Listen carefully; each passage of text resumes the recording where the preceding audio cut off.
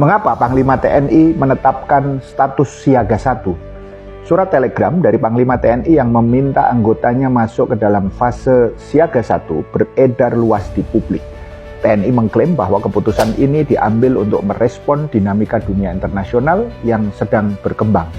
Sejumlah pengamat militer mengatakan yang sebaliknya, mode siaga 1 memantik tanda tanya sekaligus kekhawatiran. Apa yang sesungguhnya terjadi?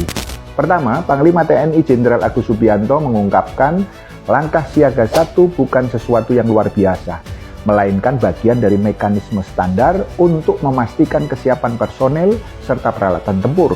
Saat ditanya wartawan, apakah penetapan status siaga 1 berkorelasi dengan perang di Asia Barat pada hari Selasa 11 Maret kemarin, Agus tidak menjawab. Sedangkan Ketua DPR RI Puan Maharani mengatakan komisi di parlemen yang mengurusi bidang keamanan dan pertahanan bakal meminta penjelasan kepada TNI terkait penetapan siaga 1. Kedua, apa isi telegram Panglima TNI soal status siaga 1? Poin 1, Panglima TNI meminta kesiagaan personel dan alat utama sistem persenjataan atau alutsista.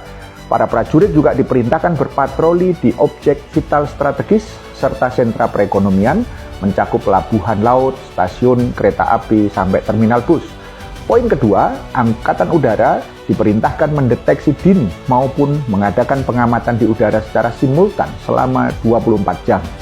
Poin ketiga, Badan Intelijen Strategis atau BAIS TNI diminta berkoordinasi dengan Atase Pertahanan Indonesia di negara-negara terdampak konflik dalam rangka pendataan serta pemetaan kondisi WNI. Opsi evakuasi tak ditutup kemungkinannya. Ketiga, selanjutnya telegram itu pada poin keempat, Kodam Jaya diperintahkan meningkatkan pengawasan di berbagai objek vital strategis dan kawasan kedutaan besar di area Jakarta guna menjaga situasi keamanan tetap kondusif. Poin kelima, Satuan Intelijen TNI diminta mendeteksi dini serta mencegah potensi gangguan keamanan di objek vital strategis serta di daerah dengan kehadiran kedutaan negara-negara lain. Poin keenam, seluruh badan pelaksana pusat, Balakpus TNI diperintahkan melaksanakan kesiapsiagaan di satuan masing-masing. Poin 7, setiap perkembangan di lapangan harus dilaporkan kepada Panglima TNI. Keempat, Direktur Imparsial Ardi Adiputra menyoroti landasan hukum yang dipakai Panglima TNI dalam mengeluarkan status siaga 1 itu. Menurut Ardi, dasar hukum lahirnya perintah siaga 1 dalam kacamata tata kelola pemerintahan dan sektor keamanan bertentangan dengan konstitusi. Penentuan siaga 1 berpedoman kepada konsep operasi militer untuk perang OMP serta operasi militer selain perang atau OMSP, di mana keduanya terkoneksi ke aturan induk seperti undang-undang tentang TNI. Disinilah, kata Ardi, letak masalahnya. Telegram tidak dikeluarkan dan dideklarasikan oleh otoritas sipil, dalam hal ini Presiden, sebagai pemegang kekuasaan eksekutif negara tertinggi, terangnya. Telegram status siaga 1 itu jelas mengangkangi Presiden dan Kementerian Pertahanan sebagai screening system bagi kebijakan taktis dan strategis TNI. Kelima, pengamat pertahanan Fauzan Malufti yang perlu menjadi perhatian khusus dalam membahas dinamika siaga 1, kata Fauzan, ialah komunikasi publik yang kurang baik dari TNI maupun pemerintah. Tanda-tandanya, menurut Fauzan, belum munculnya keterangan resmi dari TNI dan pemerintah sejak siaga 1 ramai diberitakan. Keenam, menurut analisa peneliti ISIAS Yusof Ishak Institute, Made Supriyatma, menggambarkan unjuk kekuatan tentara dalam pencegahan berbagai skenario buruk. Pesannya menurut Made adalah bahwa pertama, masyarakat jangan main-main dengan kami, dan yang kedua, tentara berdiri di belakang rezim saat ini. Status siaga 1 dari TNI memperlihatkan gelagat militer untuk menstabilkan keadaan di tengah kecamuk konflik di Asia Barat beserta efek yang mengiringinya.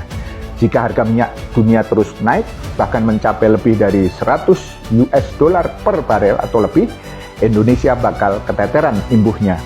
Ketujuh, menurut Made, kondisi ini akan secara pasti menggerus kemampuan anggaran pemerintah untuk subsidi BBM atau bahkan membuka paksa kenaikan harga BBM karena subsidi dikurangi atau dicabut. Hal itu juga berarti berpeluang memangkas bahkan secara drastis anggaran MBG sebagai program unggulan rezim. Yang saat ini MBG terus mendapatkan kritik tajam, mulai dari masalah urgensitasnya, keracunan, lele mentah, pengelola yang terkoneksi dengan penguasa, bahkan gugatan hukum atas MBG.